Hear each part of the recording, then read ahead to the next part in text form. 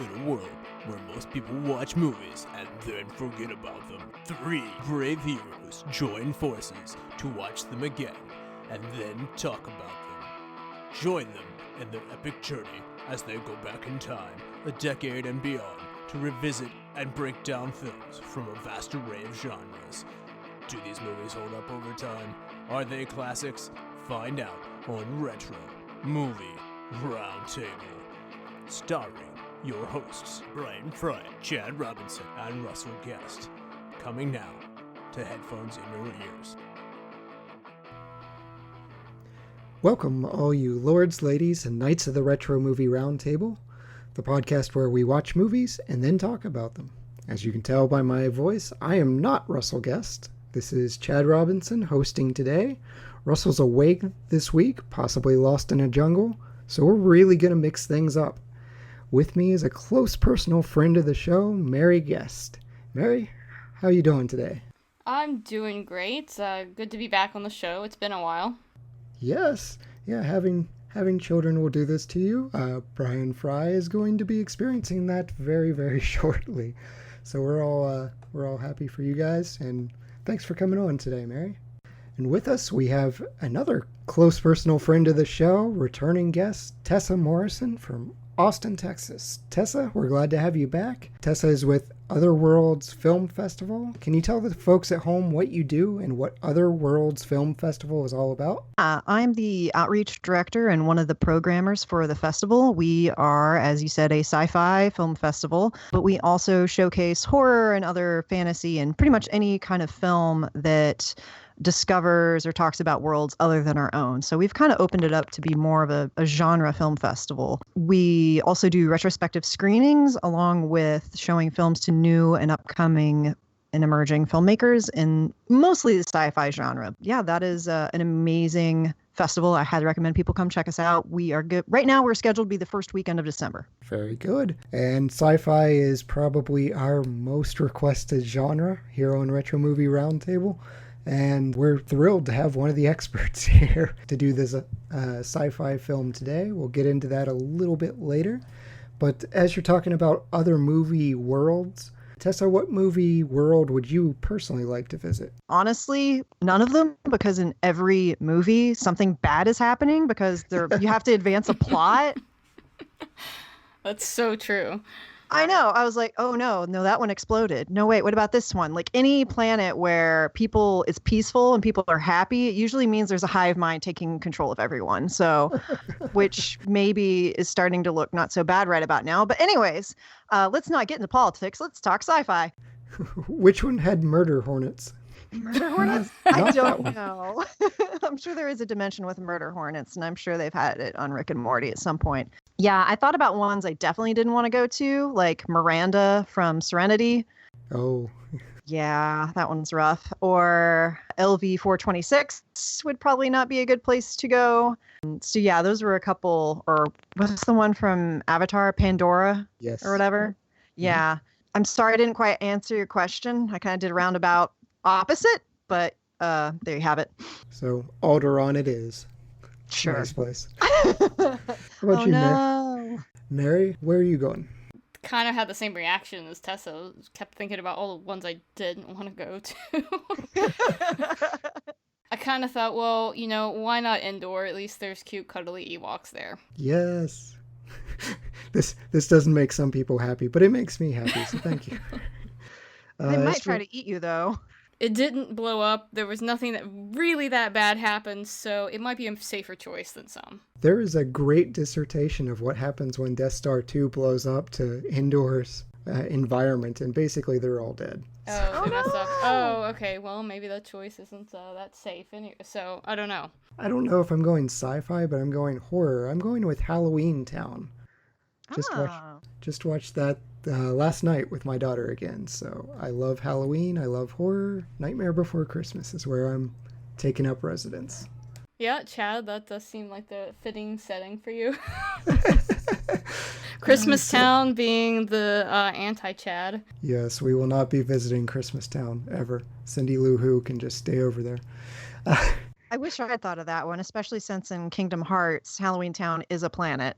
Yes. Oh, very good point. We'll ask, what's your favorite movie score, Tessa? Well, last night I just watched a mock of Jurassic Park, and I gotta say, it's still really solid. Oh, that theme is just fantastic. It's iconic, and I believe Mary in middle school, we had to play it a whole bunch. Yeah, that's true. I'm really That sorry. escaped my memory, but you're right. I'm sorry. I'm bringing this back. Bad memory. Yeah, there was another one we played a lot. It was Chariots of Fire. That was another one. Smoke on the Water. Yeah, I could That was do a- without that. Yeah. Oh, see, all these are great. We were stuck playing Roy Orbison. Mary, what's the score that you can't get out of your head? Talking about Nightmare Before Christmas, I can get that stuck in my head, like songs from that. And I know that's kind of a musical answer, but sometimes those songs just randomly pop in my head and they're there all day. And I haven't seen the movie in like a year. But also Howard Shore's original Lord of the Rings score. Yep, that's my choice. I love the Nightmare Before Christmas soundtrack, but Lord of the Rings had that on CD back in the day before MP3s, and Ooh. yeah, just listen to it on repeat. It's peaceful, it's serene, it's energetic at times. I love it. Taking the hobbits to Isengard, guard. Da-da-da-da-da. Sorry. Yeah. And if you get that reference, you might not be on the younger side. Refocus us on our movie, our sci-fi movie today. I'm excited to introduce, we are going to be doing Predator from 1987. Just did Alien, so of course we've got to do the counterpart here. Check out our Alien podcast and then let us know which one wins. But as for the movie today, it wound up grossing $59,735,000, placed it in 10th, behind The Witches of Eastwick. I am not familiar with that What? one. Sorry. And just ahead of Dragnet. The number one movie that year was Beverly Hills Cop 2. IMDb is pretty nice to this movie. It's giving a 7.8, and Rotten Tomatoes and the audience score are both in the 80s with 81% and 87%. Critics initially really didn't like this movie, but they've been kinder to it over the years. It actually was nominated for an Oscar, believe it or not. Best Visual Effects, it did lose to Inner Space. Did win for Best Music at the Saturn Awards and was nominated as the Best Science Fiction Film and the Best Actor, that one's on, and Best Visual Effects. Like I said, it initially didn't get great critical reviews, although Roger Ebert defended the film. He said Predator moves at a breakneck pace, strong and simple characterizations, good photography, terrific special effects, and favorite of the show, Leonard Maltin, gave it 3 out of 4 stars, said it was solid in a suspenseful film, and it emerges a grabber. It's a strange turn of phrase, Leonard Maltin, but he liked it. So going into Predator, we'll start with you, Tessa. Had you seen this movie before? Yes. I watched a mock not too long ago, and then before that, I must have watched it like on TNT or just on TV in general because I obviously saw the one edited for content, and when it maybe originally came out, I was so young that maybe I wouldn't have gotten some of the more inappropriate or lewd things that were said. Yes, I had seen it multiple times before. And when you saw it, did you enjoy the movie? And has that changed any now? Oh, yeah. No, I still enjoyed it very much so. But there were definitely some things that made me cringe a little bit, especially within like the first 5 minutes of us meeting our crew. Good old Jesse Ventura, I'm sure.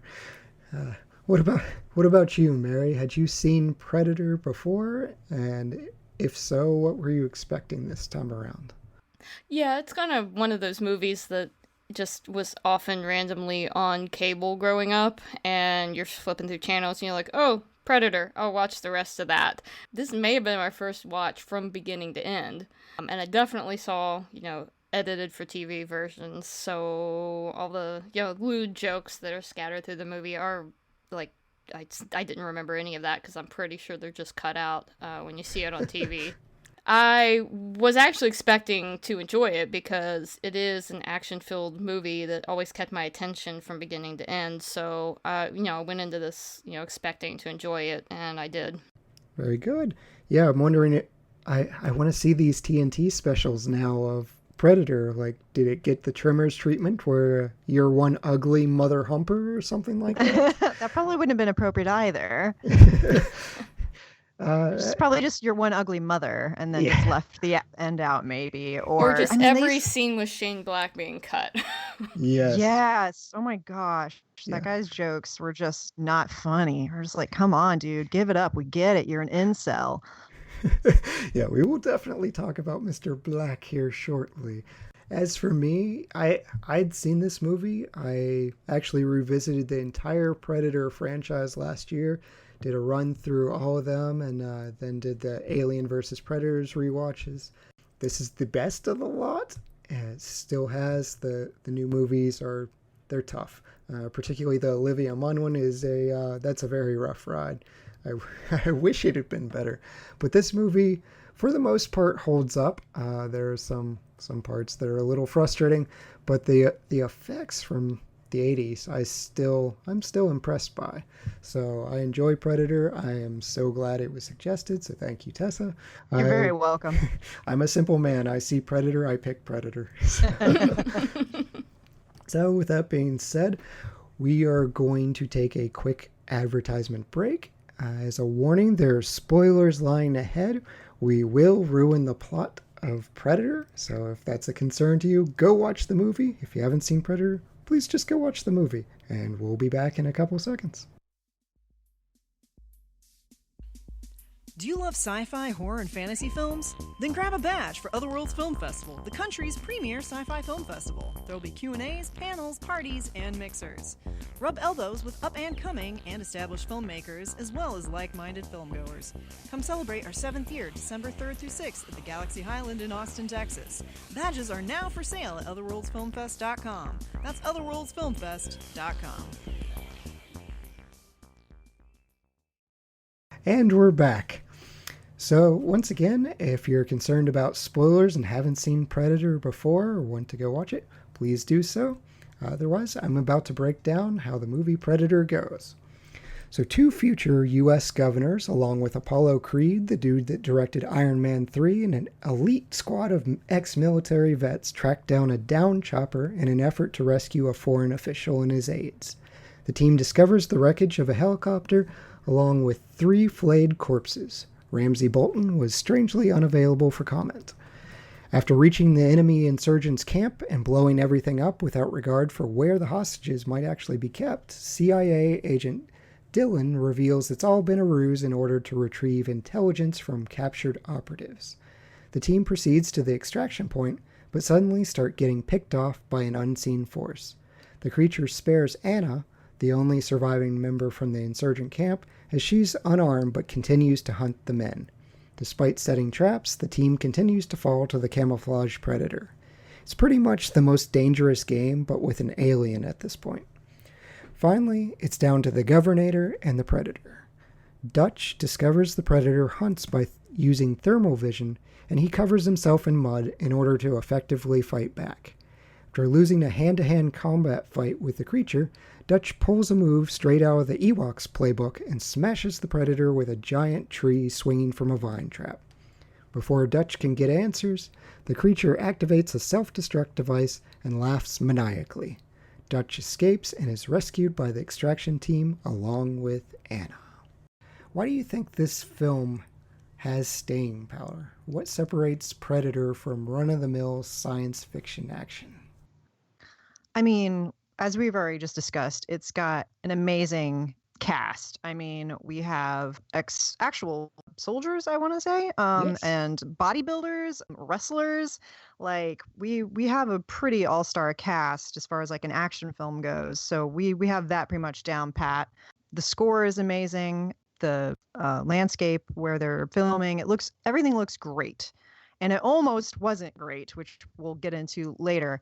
It's just kind of like the trifecta. Even if some of like, by today's standards, some of like the quippy one-liners are a little, cliche, it's still just a classic. It's like you said, it's kind of got a simplicity to it that just makes it just gel together. Oh yeah, and those one-liners, man, I love them. I love a little cheese in my action movie.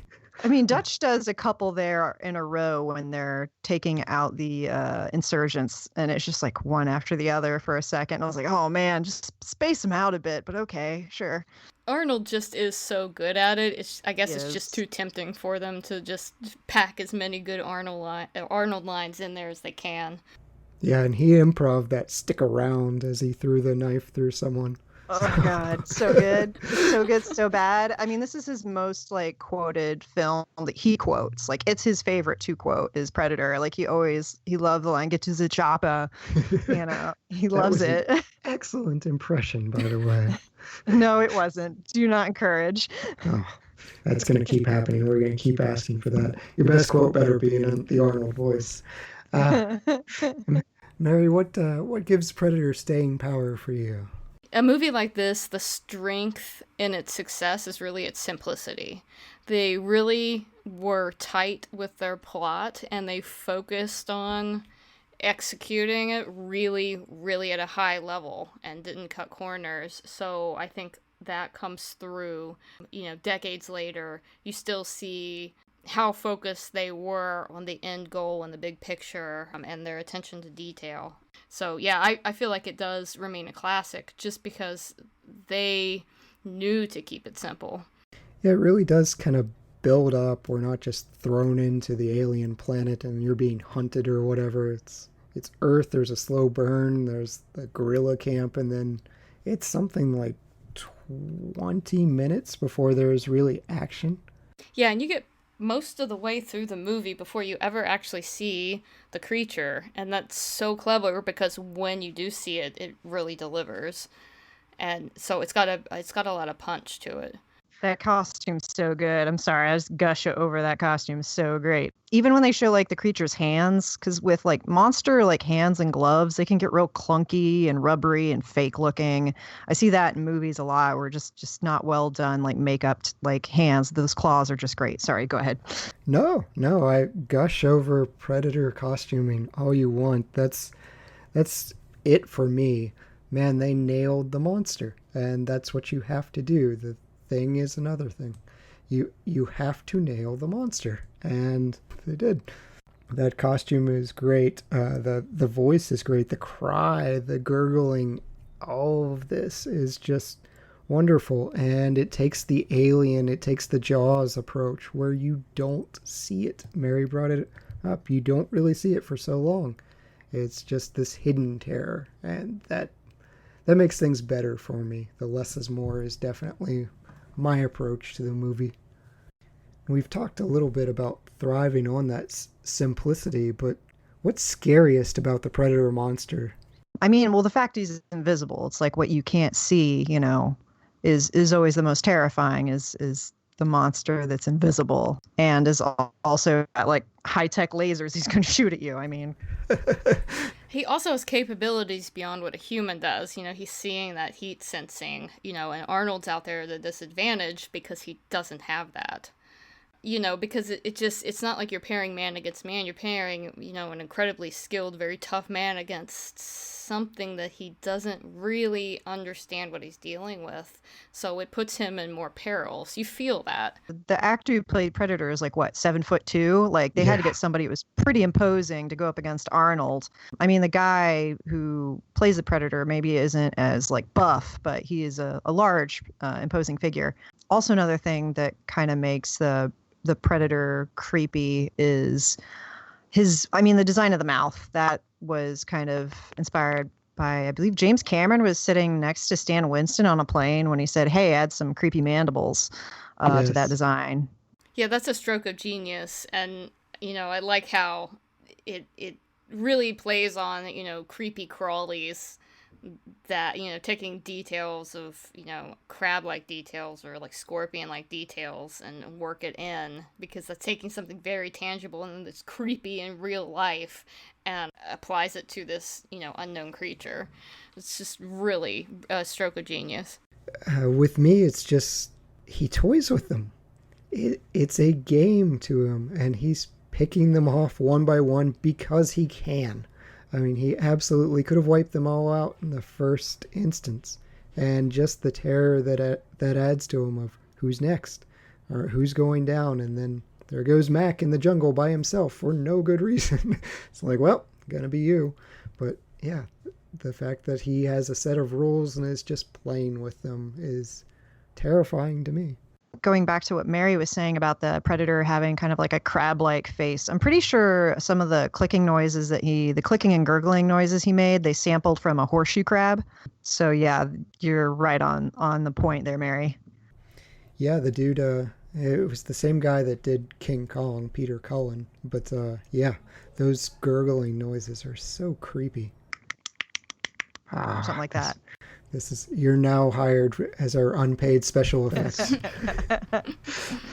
I mentioned this before as far as the Aliens franchise, and this is now forever connected to Aliens. Is that a positive for you guys, or is it good enough to stand alone?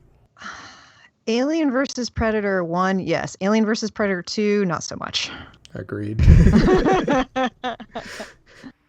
I actually have not watched all of the Predator series, so I can't really speak to this issue, but I think it's kind of interesting that these two franchises that were separate, somebody at some point was like, these should be connected. So I kind of will be interested to finish the Predator series to kind of explore what those connections really are. It gets good and then frustrating, I think is the best way to put it. As they add more to the lore, it becomes more frustrating. But the first Alien versus Predator, it's not a good movie, but it's a whole lot of fun. I enjoy it. It's like you're entertained. But yeah, the director said that he was inspired by Alien, Rambo, and Apocalypse Now, I believe. Yes. So those are our three, which explains, one, all the helicopters, the aliens, and then all the macho dudes. I mean, it's basically the trifecta, it's the test tube baby of those three movies, basically. And that's why they needed a minigun. For no reason. I had friends telling me no human could have held onto that gun and not dislocated all of the joints in their arms. Oh, no way. But he's Jesse the Body Ventura, so why not? Of course, his body could take it. He's a sexual tyrannosaurus. Oh, man. I saw him talking about that gun in an interview where the first time he fired it on set, he said even the stuntmen who have used all kinds of weaponry throughout their careers and should have known, been prepared for anything, were just staring at him with their jaws open. Because that weapon is so imposing that even these experienced stunt people just had a little bit of shock and awe about it. Yeah, it was real. They slowed it down to a third of its speed, so it wasn't ejecting brass like crazy. And they had a battery in the woods powering it up. It was a car battery. Any guesses as to how many people were killed during this film? In the film, not during. But Oh, okay, not during filming, but actual the movie's body count. I honestly lost track after about 7 when they showed it that guerrilla insurgents camp and they rolled the truck down into it and blew up a couple of buildings. It was really hard to nail down how many insurgents were in that camp. And potential hostages. It was just that too. Indiscriminate. Russell provided this factoid to me, and I assume he got it from the internet where everything is true all the time, but he has the body count at 69 humans. Really? Yeah, I'm guessing most of those were insurgents, but the Predator certainly took out quite a bit from the team. Yeah, it would be very hard to try and count that in that battle, because there's so many explosions going on. That's one that would probably be a little bit subjective. That was a very indulgent battle. I feel like most of their budget that didn't go towards the costume went to just blowing stuff up in the jungle. It's like, do you really need that many grenade launchers for whatever you were expecting? Yes, yes, you do. Yeah, the answer was clearly yes. So clearly it was not enough. Yeah, save some of those rounds for maybe giant hunting alien. As we've talked about, we want to get into the cast and the acting. Mary, will you break down the cast for us? Of course, we have Governor Arnold Schwarzenegger, Mr. Universe, obviously playing the lead, Major Dutch Schaefer. We have Carl Weathers in a supporting role, who everyone would know as Apollo Creed or Chubbs from Happy Gilmore, and check out the Happy Gilmore episode of Retro Movie Roundtable. Nice plug, Mary. Very good segue. Yeah, if you are a Carl Weathers fan, gotta check that out. He also played for the Oakland Raiders in the NFL, so he's playing Dylan, Dutch's war buddy and CIA operative. Elpidia? Carrillo. She plays Anne. She's a female insurgent captured during this extremely indulgent raid we were just talking about. Bill Duke plays Sergeant Mack. If you recall, he's the guy who likes to shave, which was apparently improv'd by him. Brilliant move to give some life to that character. Richard Chaves, who is a real Vietnam vet, plays Pancho Ramirez, the explosives expert. Governor Jesse Ventura, also pro wrestler and former Navy SEAL, plays Blaine, the commando who is chewing tobacco and wields that excessive minigun. Sonny Landham, who is a former stuntman, and I read somewhere ran for a public office, but I didn't find much detail on that, played Billy, the mercenary tracker. Sonny Landham, he needed to have bodyguards, not to protect him, but to protect the rest of the cast from him, because he suffered from bouts of rage. And when someone told me about this, I was like, that's not technically bodyguards. That's like self-imposed bouncers. That's They were intimidating. babysitters. So imagine having that job, working for a guy who has rage issues, and then this whole other crew of actors who are all like testosterone oozing, macho men. They're going to egg that guy on at some point. Like, how big were these bodyguards is what I want to know to take that job. Yeah, that's a strange bit of trivia there, to get bodyguards for somebody who is a hired actor on the set. We also have Shane Black, who is actually originally from Pittsburgh, PA. Most would know him as being the writer of Lethal Weapon and director of Kiss Kiss Bang Bang, which, oddly enough, we just did on the previous episode. Directed Iron Man 3, The Nice Guys, and The Predator in 2018. He plays Hawkins, who is the mercenary radio man, who has a fondness for dirty jokes. We also have R.G. Armstrong. He is somebody that Western fans would recognize. He's most famous for being in Westerns. He's playing Major General Phillips. Kevin Peter Hall, who is also from Pittsburgh. So we have 2 Pittsburgh actors on this film. Most would know him as Harry from Harry and the Hendersons. Is 7'2", and that is certainly a contributing factor for how he got the part. You need somebody bigger than Arnold. He plays the Predator, and he also appears as the helicopter pilot. Yeah, the director let him have the helicopter pilot role because he's like, you were in this sweltering suit for this entire movie. We need to get you at least one scene where people can see your face. Yeah.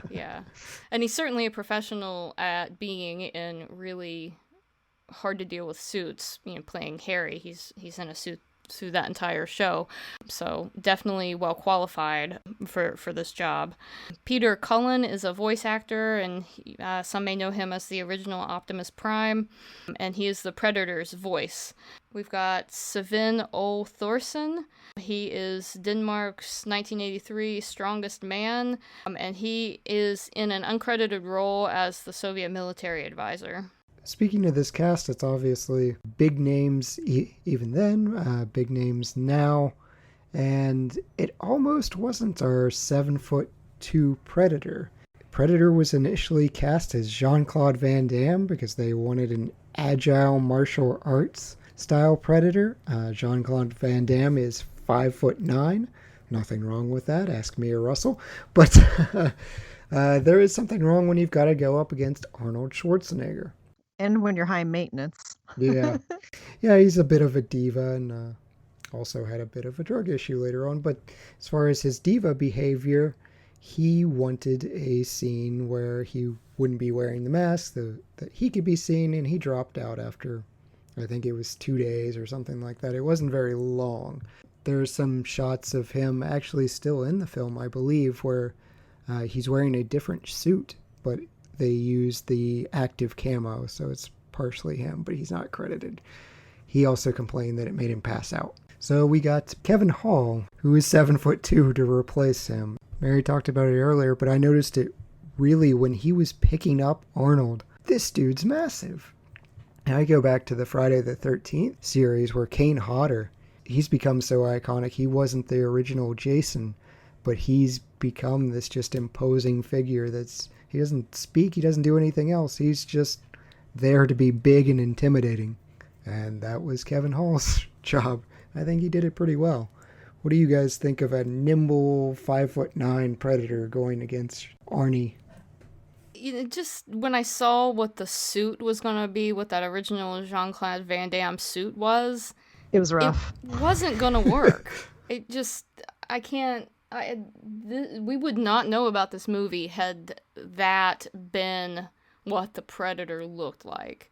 And that's not Jean-Claude Van Damme's fault. The costume just didn't have the power that the costume that Stan Winston designed ultimately had. So yeah, it's definitely a make or break decision to go to redesign the costume. They saw they had such like a high quality film on their hands, and then they saw how ridiculous this suit looked that they're like, no, we gotta go back to the drawing board with it. I mean, that suit looked like Zorak from Space Ghost Coast to Coast. It was ridiculous.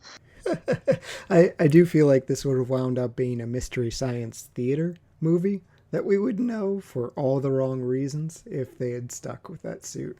Arnold said the original head looked like a duck.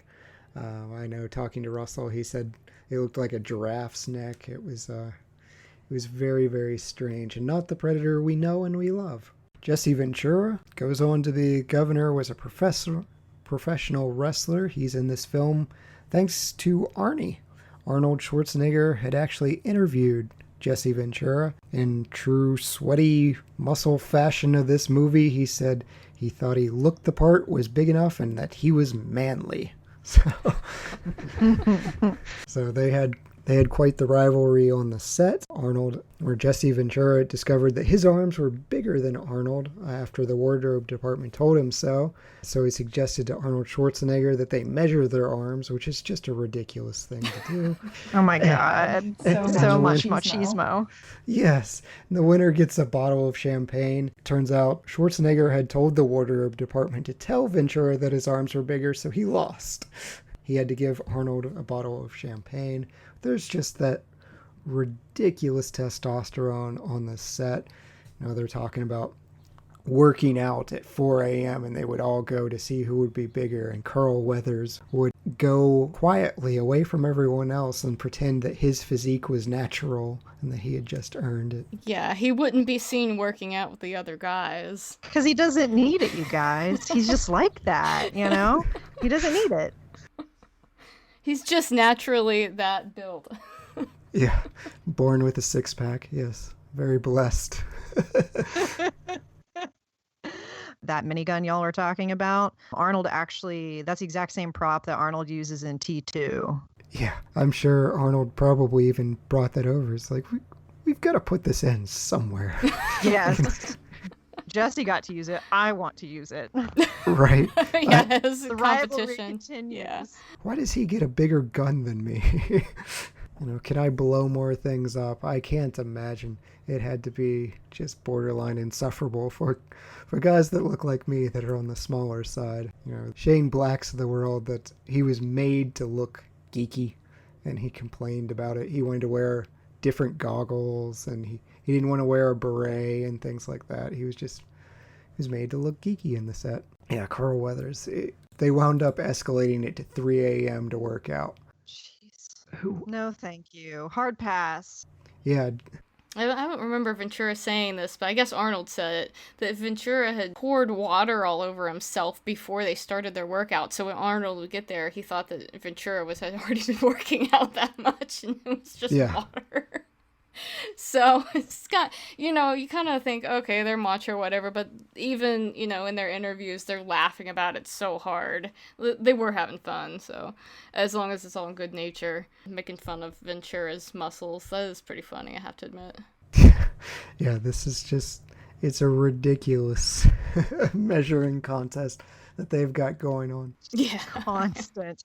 And like I said, the one actor, he had rage issues. I'm just like, I wonder how that ended up, like what stories there are from that. But also apparently Kevin Hall before this played another alien that hunted people in a film in 1980 called Without Warning. So apparently there was another film where he played a human hunting alien. Oh, so that's great resume experience when you have played alien hunting. Yes. I don't know how Harry and the Hendersons fits into here. I watched that show growing up. Harry's secretly hunting people on the down low. It's like Dexter. It's a conspiracy. Bigfoot has to kill all the people that don't get fuzzy photos of him. Oh no. So going into the film creation, let's talk about our producers a little bit. This film was written by brothers Jim Thomas and John Thomas. The screenwriters based the film on classic mythological stories. They were looking at the Cyclops, the Minotaur, and just a dark creature that would hunt people down. Alien and Aliens was a major inspiration, as we've talked about. This led to the crossover of the Alien vs. Predator comic books, video games, action figures, and several films. Only one should have happened. Rambo, we talked about, it was actually First Blood Part 2, which is a ridiculous title, influenced the film, and you can see that especially during the insurgency camp. And the original plot only had Dutch going against the Predator. Schwarzenegger thought this was a horrible idea, and the script was rewritten to include the crack commandos. So how do you think this film works with just Arnold, just Dutch against the Predator? Geez. I don't know. I mean, I'm sure they'd make it work, but this is definitely seems like a better answer to that. Yeah, that doesn't feel right. And you just have one guy go to, go on a rescue mission. That does not make sense to me at all. So I think Arnold was definitely right, to say, okay, this character should have a team with him. Yeah. I think Arnold has some great instincts about filmmaking. So I've heard so many things in the course of learning about this movie that were Arnold's ideas. And it's like, he must just really have his finger on the pulse of what makes a good movie. At least action movies. Then there's Jingle All the Way. Yeah, well, we can't forget that. Don't you besmirch the name of Jingle All the Way. But yeah, I mean, if nothing else, it gives the Predator people to pick off.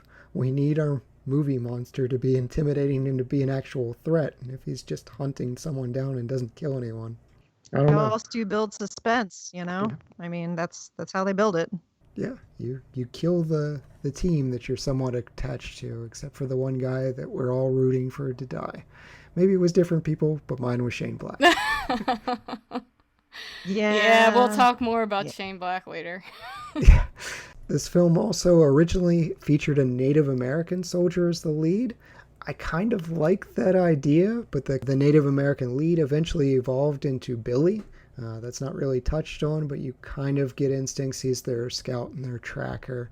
I kind of think I would have liked that. You can't cast Arnold Schwarzenegger as an Austrian Native American, I guess. Yeah, not so much. That would have been an interesting film. I don't know who they would have cast. Maybe the dude from One Flew Over a Cuckoo's Nest. Another podcast plug here. We're just going to keep plugging our episodes so you keep downloading them because... Yeah, the guy Sonny does have Native American heritage. So, I mean, but I don't know that his role wasn't as big here, so I don't know what kind of acting chops he would have to carry a movie. I kind of like the idea of just having a team. That each of these different people has their different skill set, so I think that you don't want to cram all of the skills into one person. Oh yeah. This film was originally shot under the title Hunter, and Predator's actually, I don't think it's ever mentioned in the film, but I like Predator a whole lot better than just Hunter. That's not a very intimidating title. It's like the name of somebody that was born in the 90s. Here's my son, Hunter. Yes, it's what you name your child if you're from West Virginia. Hunter or Clay or Archer. Or Clint. So, yes. Shout out to my brother-in-law, Clint. As far as the director goes, we've got John McTiernan. John McTiernan has done a number of movies that you guys might have seen. He's started off with Nomads. Predator was his second film. Then there's a little Christmas movie you guys might know of Die Hard. The Hunt for Red October, Medicine Man, Last Action Hero, Die Hard with a Vengeance, Thomas Crown Affair, 13th Warrior, Rollerball, and Basic in 2003. And sadly, that's where he stopped because he had to go to jail for some fraud. Oh no! But what you're telling me is he might know a little bit of something about action films, maybe. Yeah, just a little bit. I mean, I have not paid attention to directors as much as I should, and going through this list, I'm like, I really like this guy. I like his work. Well, let's hear about this fraud. What happened? He had federal charges put against him for hiring someone twice, once on a divorce and once to spy on his producer of Rollerball. Huh. The FBI called him and they asked how many times he'd hired this PI. He said once for divorce, and he was charged for lying to a federal agent, refused to testify against his divorce lawyer, had to go to jail.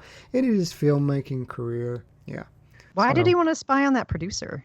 There was something about he suspected of the guy of trying to tank the film. Oh. So in the grand scheme of Hollywood people getting into trouble, this seems like a minor. Pretty low bar. Right. Yeah. It's kind of like, okay, well, yeah, but what is, what have other directors done? Like, is this barely worth mentioning? Right.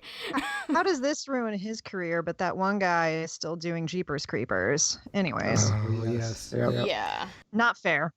Yeah, this dude and Wesley Snipes are our token. We'll throw them in jail for a little bit. We'll get Wesley Snipes for tax fraud. All you other guys, you're okay.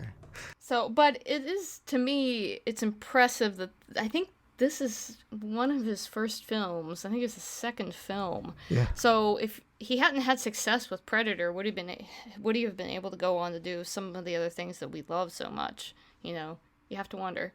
Oh, yeah. Yeah.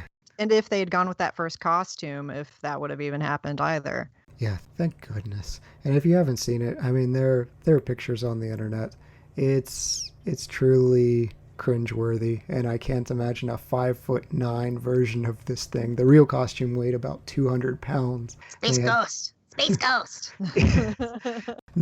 Wow, the impressions continue, and they continue to be on point. So I'm going to keep allowing this. But yeah, any other thoughts of John McTiernan here? How he got the cast together? A lot of these actually had military backgrounds, so he kind of wanted the cast to work together and build that military camaraderie.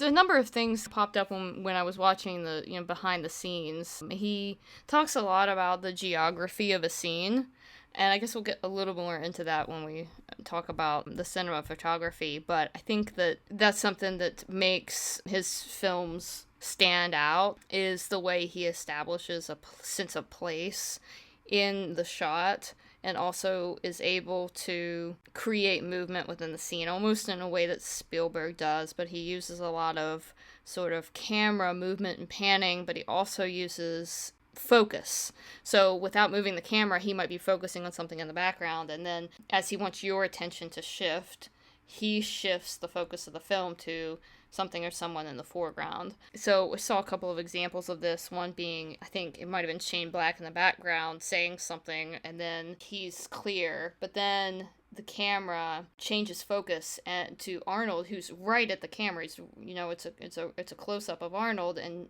now the background, everything in the background and the characters in the background are now fuzzy, and Arnold is clear. Those kind of subtleties, really, you have to slow down to really pay attention to them, but they make a difference for your enjoyment of a movie when there's so much happening in terms of movement that it's constantly got the viewer engaged. So even in a scene that's just dialogue. So I think little things like that make him really good. I heard that they almost didn't put down tracks. Like the director really pushed for them to put down tracks for them to slide the cameras on, because the terrain was so rocky that they were almost like, no, we can't. And he's like, no, we gotta make it work. And they did, and it looks great. Yeah, you don't expect great cinematography from your horror movies, but this is one that I throw in the horror. It's kind of a blend, action, horror, sci-fi all together. But Mary's right. This really did have some great shots. There were moments, it's not my forte of noticing, but there were moments it's like, wow, that was really cool. I like that shift, or I like that transition. As far as editing goes, we've talked about it a little bit. As far as the helicopter scene, even the editor Mark Halfrick admits the scene goes on a little too long, but he says, I just had a lot of cool helicopter shots and I wanted to use them.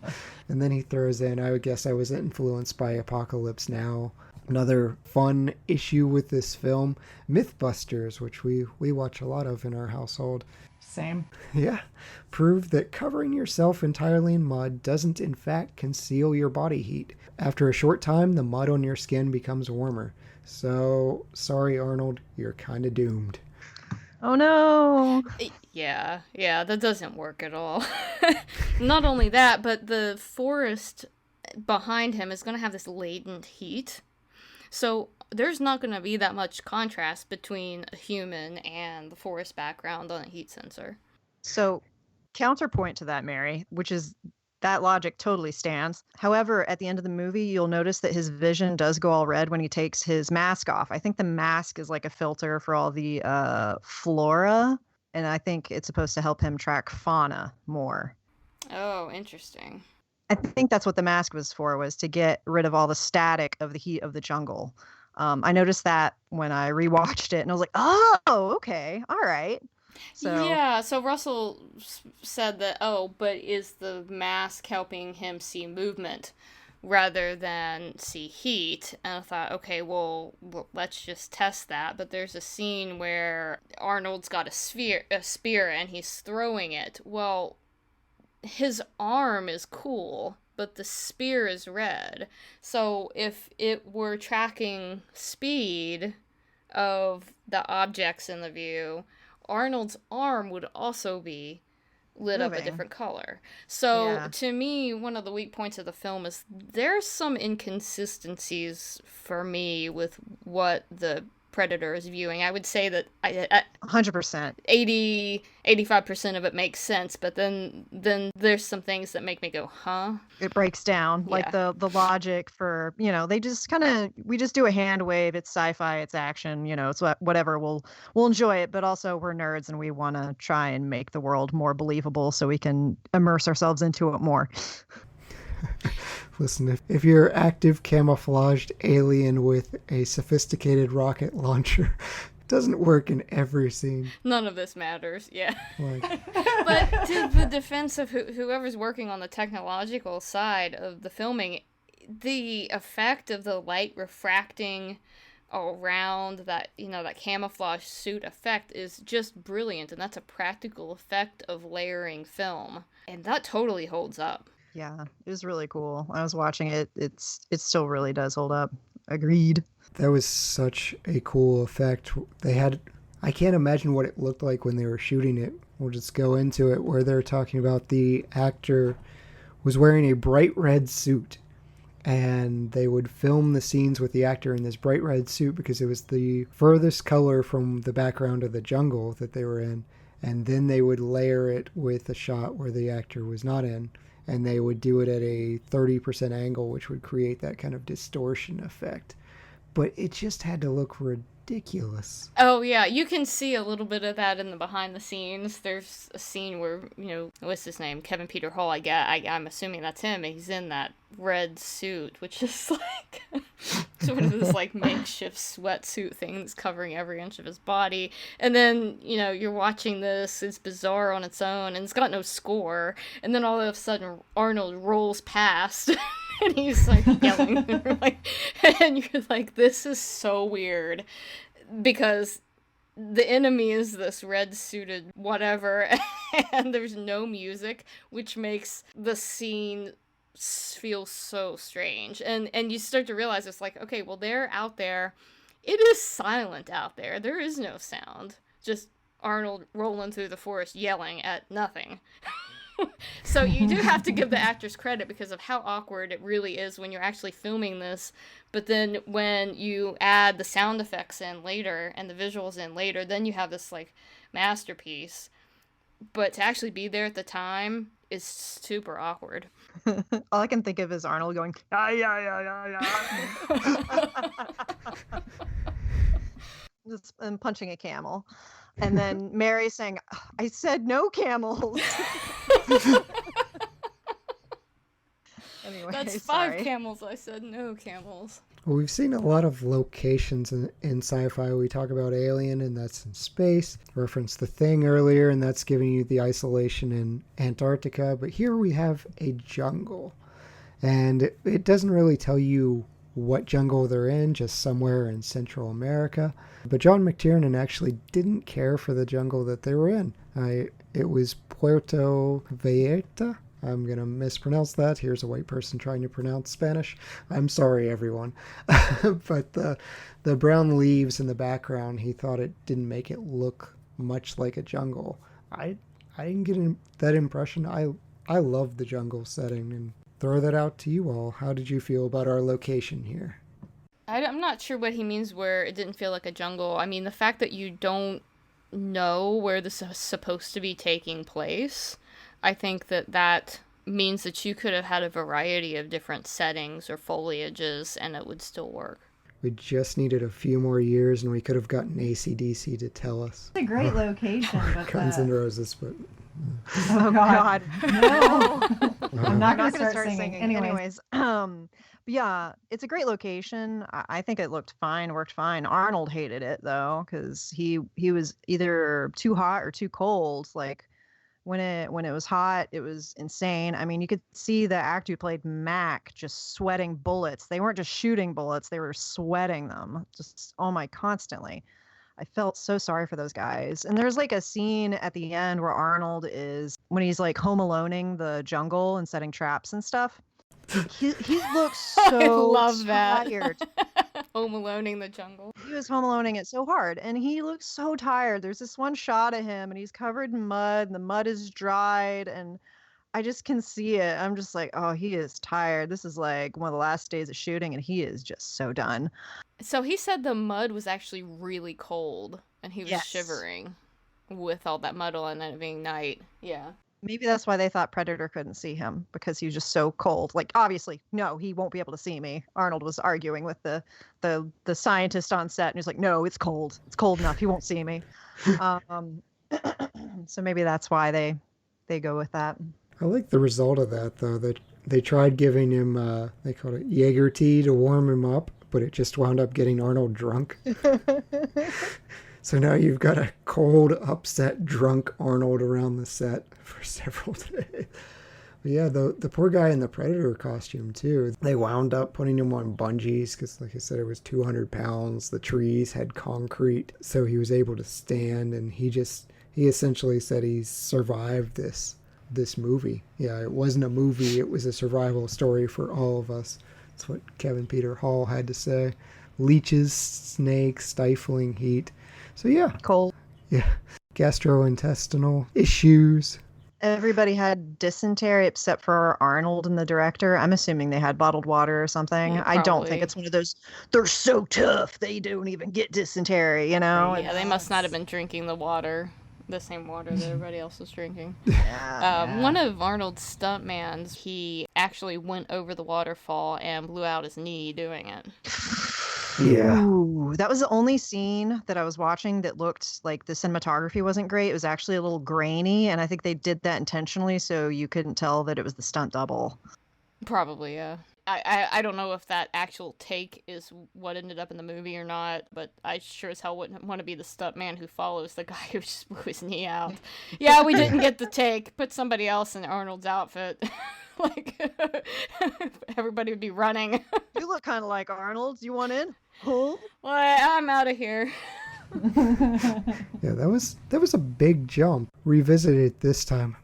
Man, that fall from the waterfall is just unreasonable. I guess if you're running from the Predator, that's your option. But to our environmentalist friends out there, if you're concerned about the jungle being burned or blown up. The explosion location had already been burned to the ground.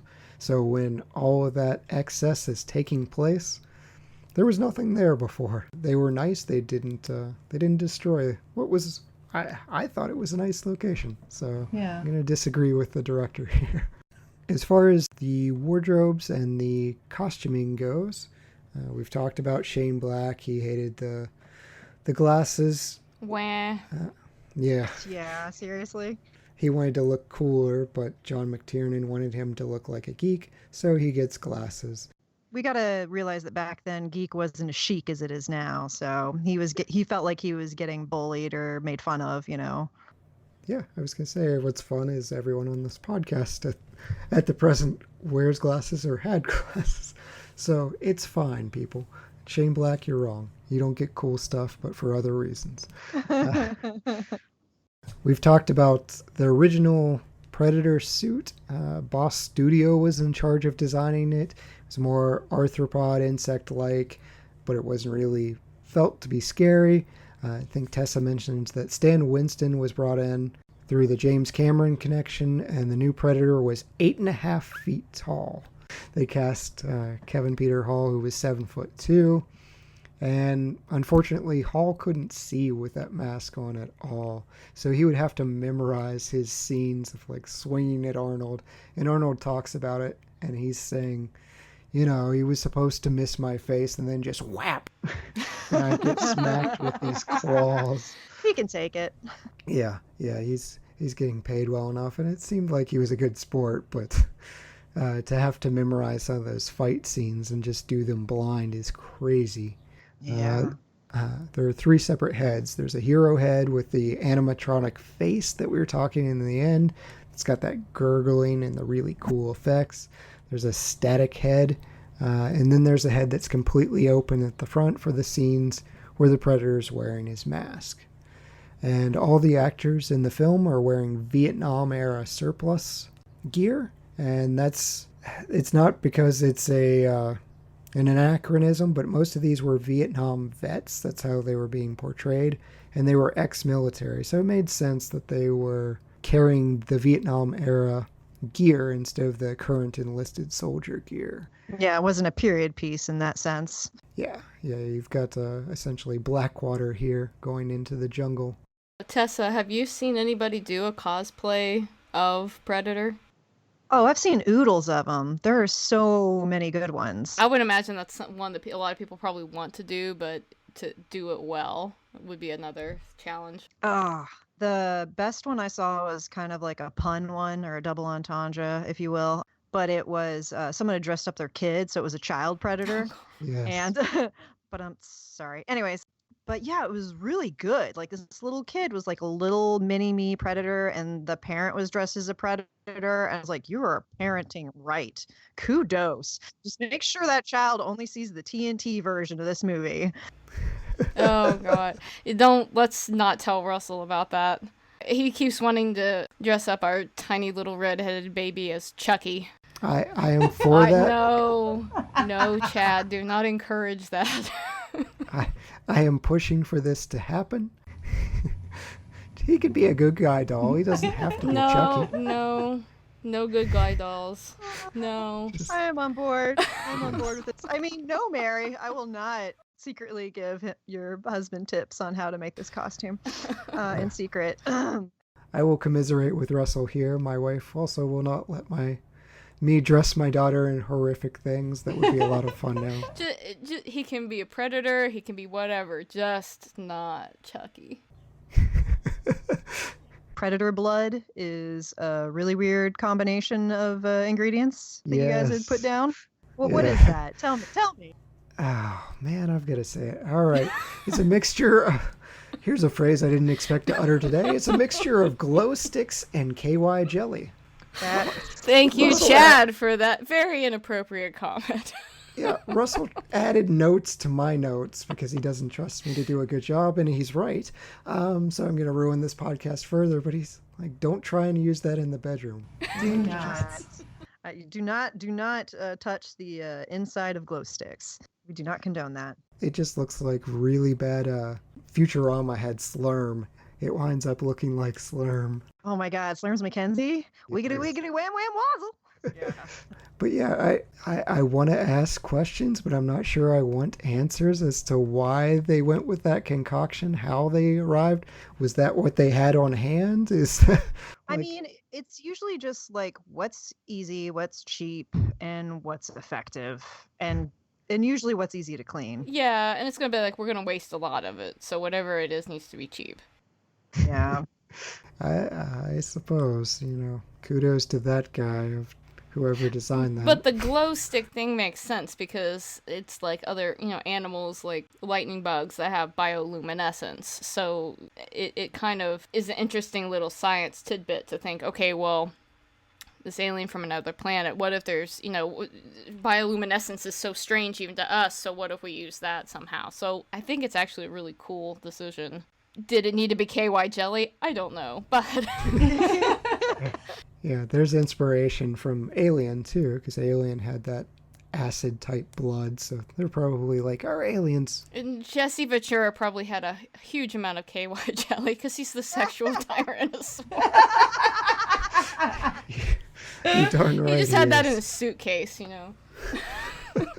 probably also just like to grease himself up to look sweaty, as well. Make Arnold maybe. think he's been working out, yeah. Yep.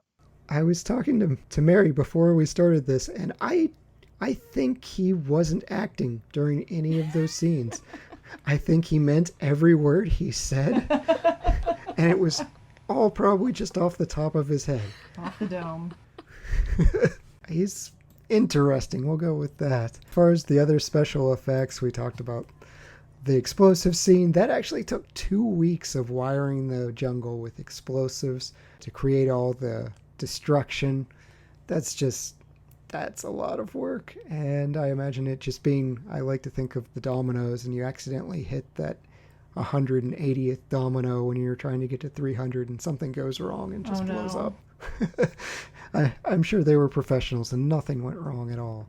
See our poor stuntman. As far as the soundtrack and score, this was originally supposed to be scored by Michael Kamen, who collaborated with Joel Silver on Lethal Weapon, but Kamen was unavailable. He chose to do Adventures in Babysitting, wildly different film. But John McTiernan recommended hiring Alan Silvestri, and Silvestri was coming off of the excellent soundtrack of Back to the Future. And so this was his first type horror action type film soundtrack, and he returns. He's the only returning composer for a Predator film. He returns in Predator 2 and scores Predators. But these other films wound up using a lot of his musical themes. Mary, I think it was you that touched on the score here. So do you want to talk a little about it? Yeah, I had a little bit of mixed feelings about the score because as things were starting to unfold and they're starting to move through the jungle and they're starting to realize something's not right, the music felt like a chase scene and it just didn't fit at all. So I even wrote in my notes, it's like, we ought to be getting an eerie, tense feeling to the score right now. And, it's like, okay, Indiana Jones is on a boat running from Nazis right now. That's what it felt like to me. But when the action really started, when they're starting to get picked off, when they are chasing and being chased, then the score really came into its own and it felt right and it was really perfect. So I would have liked to have seen more contrast. That the beginning of the movie should have had a little bit of different tone to it. That's just my personal opinion. Tessa, what did you think about it? Yeah, listening to it, you could definitely tell that, yes, this person had worked on Back to the Future, because any moment I thought, Doc Brown was going to come out of the forest and be like, your kids, Dutch, they're jerks. You got to do something about your kids. I was expecting, something or it kind of reminded me of Short Circuit. Did Alan Silvestri do Short Circuit as well? His resume is long. He had worked on Flight of the Navigator, Contact. We got Death Becomes Her. Like his resume is varied and long. ranging from action, sci-fi to children's movies. You know, he's all over the place and it's very well rounded. So I'm kind of surprised he didn't change up the pacing, like Mary said, that this felt like a car chase the whole time. It almost felt like he ran out of time and he had done the intense, fast-paced action scenes and like they needed to chop it up and paste it in earlier parts of the movie. It was almost like there was part of the movie just missing in terms of an appropriate score. Just for them to change the mood or pacing of it. Okay. I didn't really notice that listening to it so much as the pacing, but I definitely could hear that, you know, this person had worked on other films I recognized. Yeah, it did. It reminded me of Back to the Future a lot. And as soon as I saw that, I was like, well, that makes sense. And random Little Richard right in the middle of it, too. Yeah. That was really weird. On the helicopter ride, yeah. Yeah, of all the music I expect Jesse Ventura to be jamming out to, Little Richard I don't think is in the top 100. Well, that man must be full of surprises. No, I'm... Okay, so Short Circuit was composed by David Shire, not the same person. But yeah, there was just a certain moment where it really reminded me of when Nova was chasing Johnny and those three Stooges robots pop up. So now it's time for our favorite time of the show. It's time for our movie superlatives. Are you guys ready to hand out some awards? Sure, I'm ready. That's excitement. So you can cut that out. You can be okay. So I'm so excited to do the movie superlatives. There you go. Mary was on my level of enthusiasm excitement. you're looking for, Chad. Russell gets mad at me all the time. He's like, Chad, are you excited? I'm like, this is my excited voice. Yes, I'm excited. It's like, can anyone else bail me out here? No, I mean, this is my 11, people. I'm sorry. I used to get that about my face. Like I would get, you know, teachers that would be like, don't make that face at me or something. I was like, this is my face. This is Tessa's happy face. Yes. We are in good company. Anywho, our MVP of the movie, Tessa? Oh, that's going to be Kevin Hall for sure. Excellent choice, our monster. As we discussed, he was a trooper.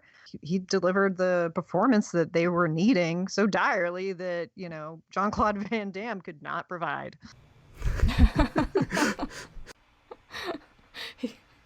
He's not manly enough for this movie.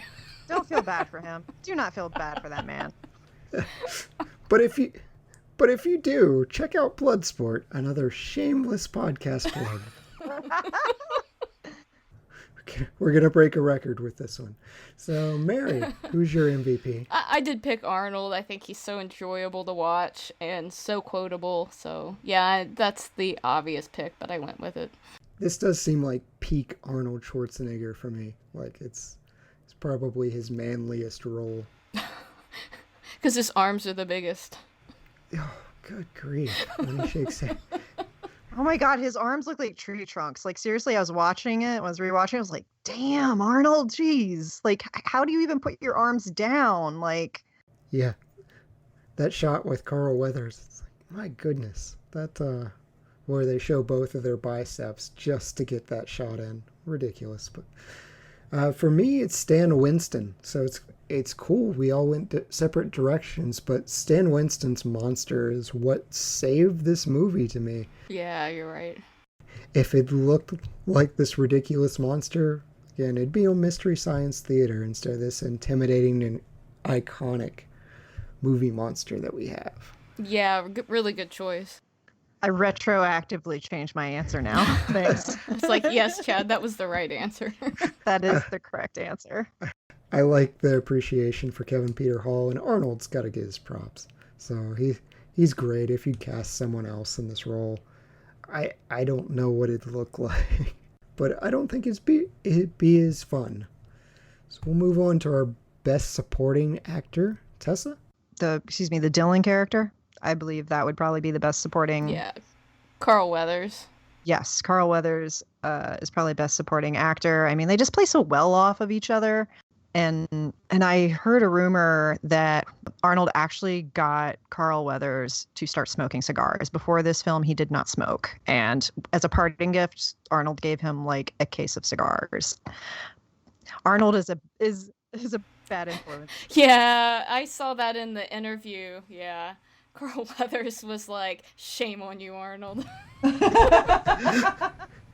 You get a great sense of camaraderie with those two. I mean, they're really good together, and you kind of, I almost get a Billy D. Williams, Lando Calrissian, like this is an old friend. So I really, that's a good pick. It's a great pick. Mary?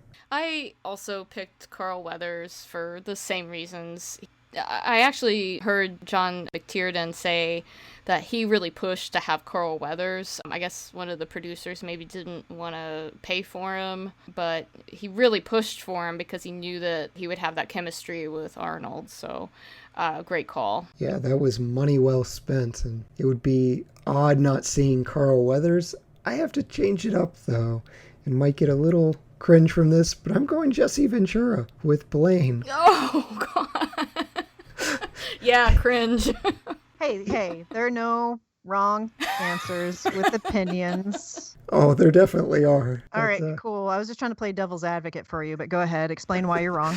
That's my job. She's playing the part of me. I told Russell he spent 2 minutes being wrong in his superlatives last podcast.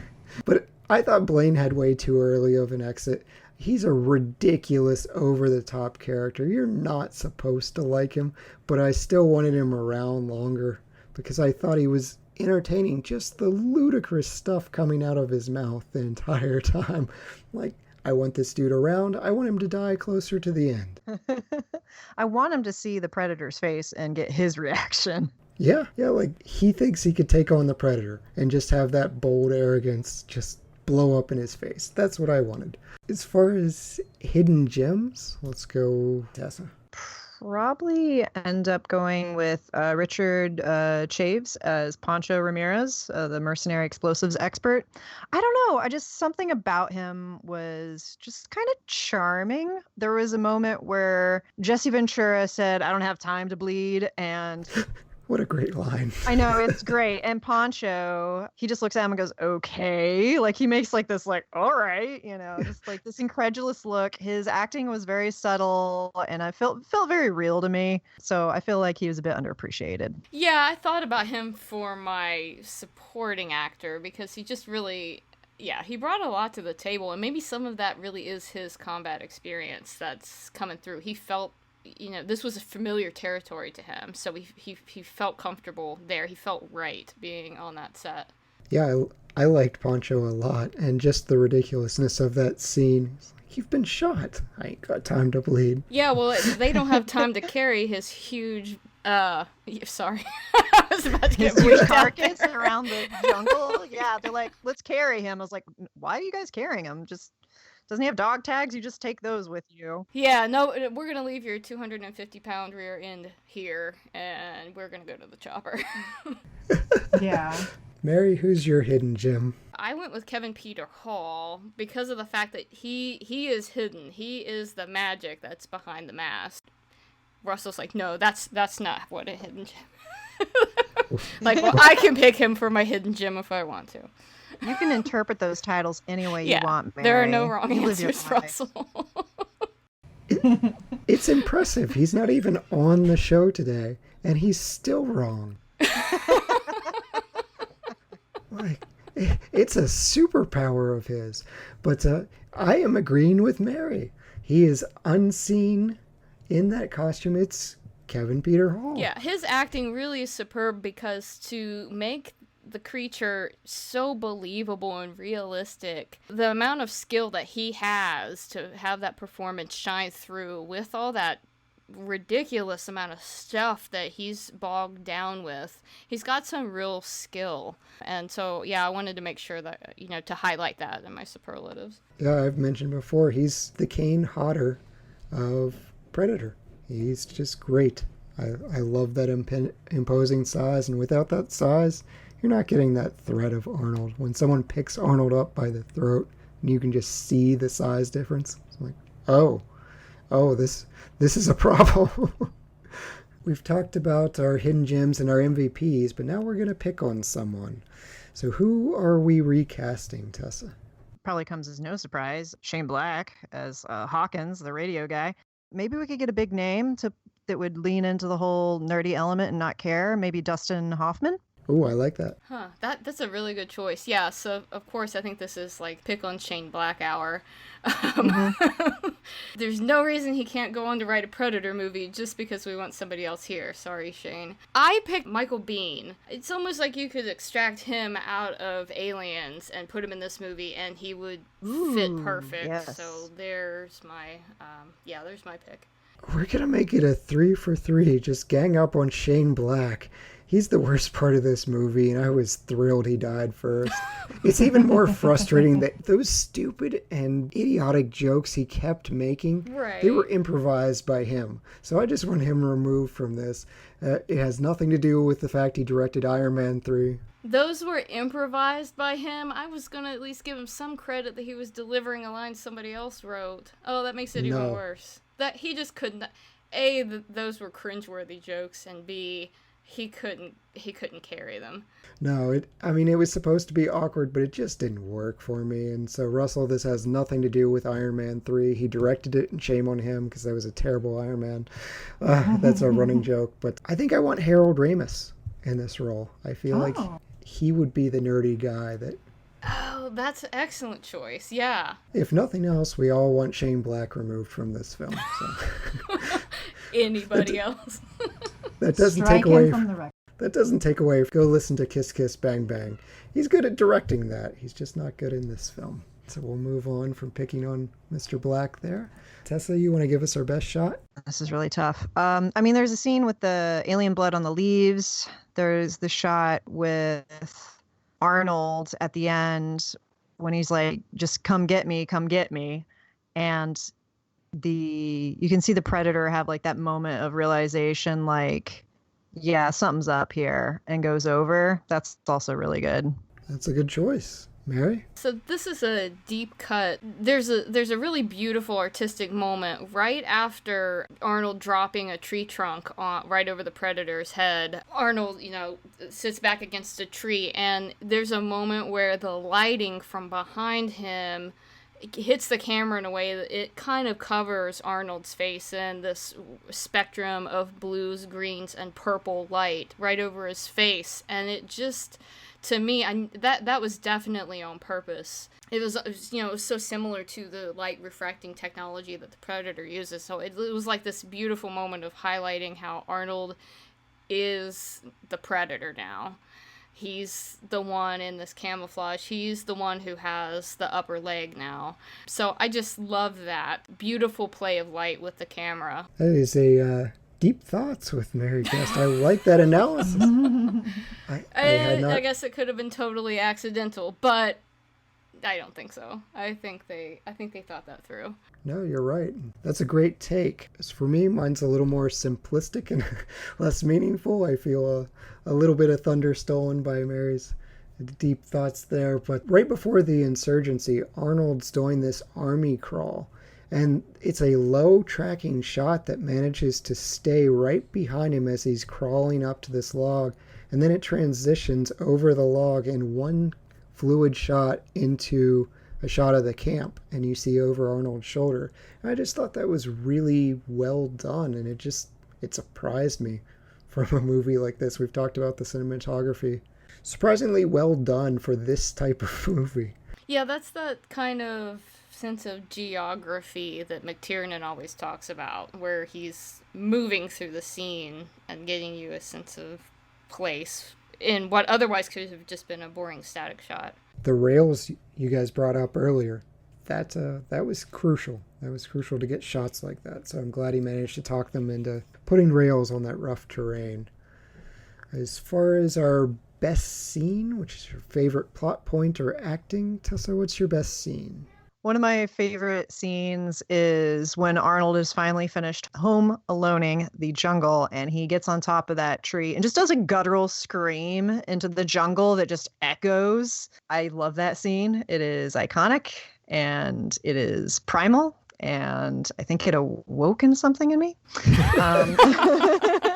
Who's the predator All of us, now? and that's okay. I'm gonna out-intimidate the 7'2" guy. That's an awesome scene, though. Yeah, that's great. And I'm a little mad about the Home Alone line, just because I really wanted to put that in my plot summary. Like, I'm sorry. I should have thought about that. That's brilliant. So kudos to you, Mary. What's your best scene? So I love the camera work where it follows a trail of blood very slowly and lingers this path all the way up the tree, and then it's a big moment of reveal that Shane Black is at the top of that tree. Oh. Yeah. And there was much rejoicing. Yeah. Beautiful camera work with a great reveal. KY Jelly and Shane Black makes Mary's best No, I'm scene. talking about his blood, not the predator. Oh, that was different. No, his yeah. blood. They're following this dripping of Shane Yeah. Black's blood, and it's just running all down the tree.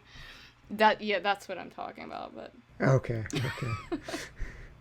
For me, even though Mythbusters ruined it for all of us, they can't let us have nice things, it's still Arnold covered in mud hiding from the Predator for the first time. That's the first time we really get to see the Predator in full vision staying there. It's the biggest fear moment of the movie, and it's the moment where he figures out, okay, this is maybe how I can beat it. It can't see me. So Which he needed to say, but quietly to himself. Yeah. You have to explain the plot, otherwise people won't get it, I guess. he's narrating it specifically for Ventura. The spirit of Ventura. Wow. Change one You can thing. cut that out if you want. No, I hope we keep it. What editing's for? We're gonna keep that one. It can't be changed. It is in cement, just like the Predator's perch. Change one thing. Tessa, what are you changing? We already discussed it, the recasting. So, not only recast, but just eliminate Shane Black from this movie. Yes. Okay. All right. That is fair, and I'm okay with it. I'm okay with revisiting it. He deserved it. Mary, what are you changing? Yeah, that. And I just got pulled out of the movie several times with the inconsistencies with the heat signature, the infrared readings. That was just bugging me because I know some of it's just not accurate. So if there'd been some more consistency or somehow just realizing it doesn't work and editing it different. I don't like those moments where I start thinking about the technology and if it's accurate or not, because I want to be focused on the movie and the action. So That's fair. Or you have Arnold slowly whisper how it suddenly works to himself. We can fix this. For me, I know you guys were complimenting the editing, but I felt like it was about 15 minutes too long. There were some lingering shots that were unneeded. We talked about the indulgent insurgency camp, the helicopter scene. Even the editor was like, yeah, my bad. That went on a little bit too long. So just a little bit tighter of a movie. I had already gone after Shane Black in my recast, so I wasn't going to go back. What do you got against helicopters? I love helicopters, but yeah, that was just a bit long. I don't need Little Richard. so removing Little Richard from the movie is your change one thing.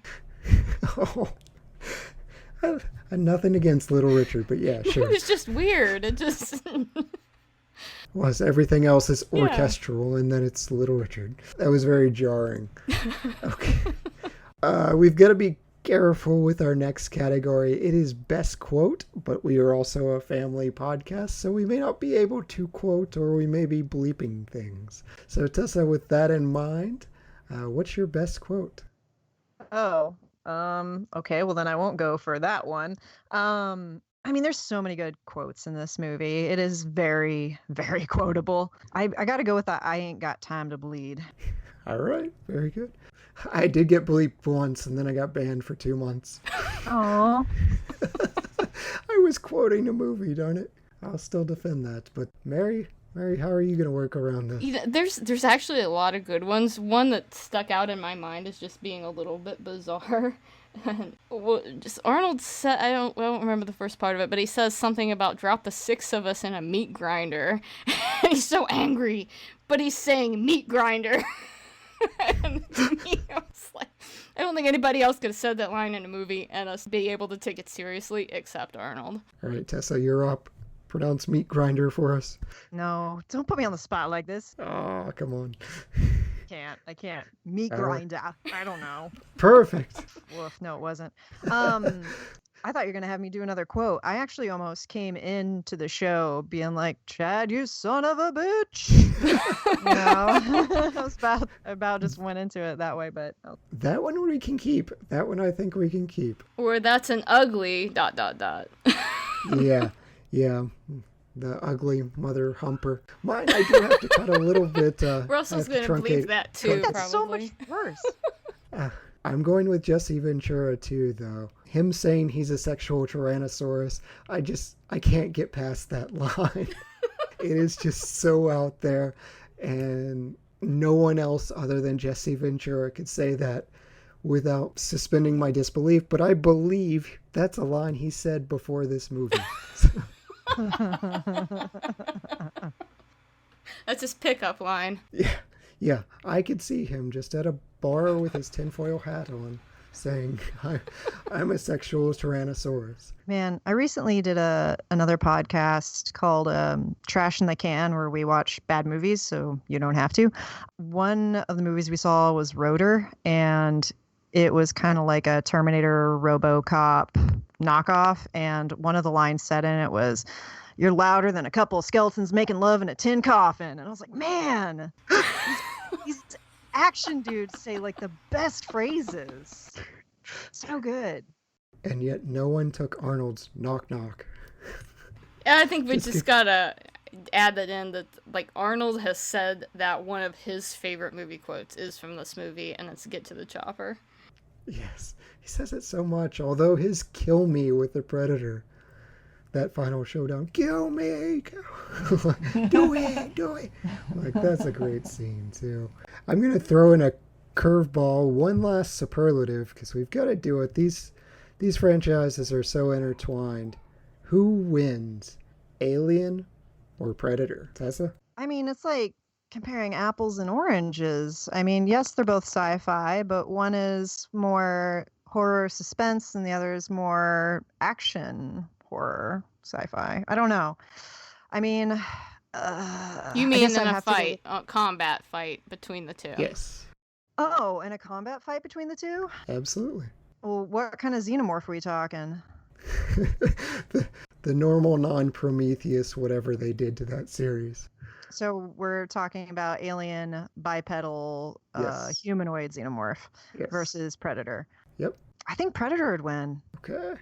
That's a good vote. Mary? So I actually would go the other direction with it, because I think the xenomorph could infect everybody on the team before they even knew they were sick.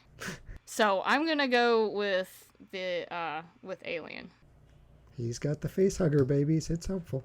Like I think that there's nothing that says that the xenomorph can't infect the Predator. Well, the regular soldier bipedal xenomorph can't lay eggs. Only the queen lays eggs. So in the first Alien, there's only the one alien, and there couldn't be more. And so it didn't know what to do. It was like an ant without its queen in a colony, so they go a little weird.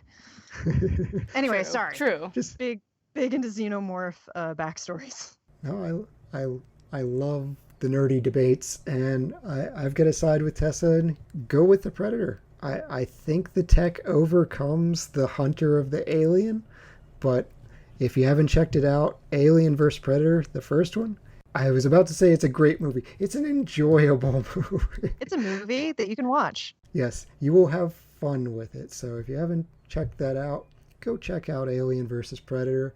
and then let us know if the right side won. I will say that Sigourney Weaver is going to put them both out in space. They've got no chance.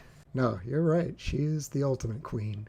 So this has been a lot of fun. Tessa, thank you so much for joining us. Before we get to our ratings and recommendations, would you like to plug Otherworlds one more time? Tell us where we can check you out. Yeah, we're going to be at otherworldsfilmfest.com. We have some orbiters coming up that will be online. We recently did a Q&A with the director of James versus His Future Self was our last screening. And we did a Q&A on Zoom for that. And then, like I said, we have the festival coming up in December. And until then, we're going to be figuring out more orbiters. So if they want to check one of those out, they can just come to the website and we should have updates, or find us on Facebook, Twitter, and Instagram. Excellent. And if you enjoyed Tessa on today's show, go check her out in Buckaroo Banzai. I cannot say the rest of the ridiculous title. And His Adventures Through the Eighth Dimension. Thank you. Thank you very much. Controversial title around here. I may have had a little something to do with that. But we enjoyed the show nonetheless. And it's got some good characters. Christopher Lloyd does a memorable performance. Now it's time for our ratings and recommendation. We'll start with you, Tessa. What are you giving Predator? It's 0 to 5 in half-star intervals. I will give this 4.5 out of 5 human turkey jerky carcasses. Hung up and filleted in a jungle. They're just upside down and inside out and sleeping. Yeah, it's fine. All right, Mary? I'm going to give it a 4. Okay, all right. Good ratings all around. I'm going to go 4.5 as well. Really enjoyed this. Mary, check out Predator 2 when, maybe Grant's asleep.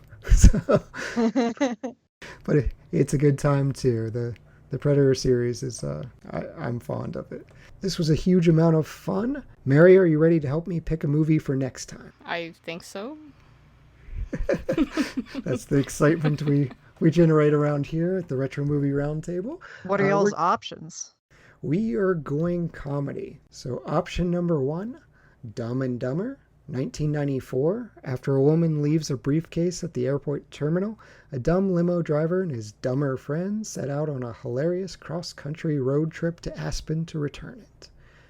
Our option 2 is Office Space from 1999. 3 company workers who hate their jobs decide to rebel against their greedy boss. And option 3 is Tommy Boy. From 1995, after his auto parts tycoon father dies, the overweight, underachieving son teams up with a snide accountant to try and save the family business. I think I'm going to go with Office Space on this. The movie that sadly gets more relevant the older I get. Good choice, Mary. And Yes, to our children will seem like a science fiction. What's a copy machine? Oh. Great choice. I look forward to doing that. Remember, all the lords, ladies, and knights of the Retro Movie Roundtable, we invite you to reach out to us. We want to hear from you. Subscribe, rate, and review us on iTunes, Spotify, Stitcher, Google Play, YouTube, or wherever you get your podcasts. These reviews and subscriptions really help the show. Give us a like on Facebook. Follow us on Twitter at movie_retro, or email us at retromovieroundtable@yahoo.com. Producing the podcast and providing it is fun, but it's not free, so we invite you to support the show at our Patreon page. Any contribution is much appreciated. Go towards making the show better for us and for the listeners.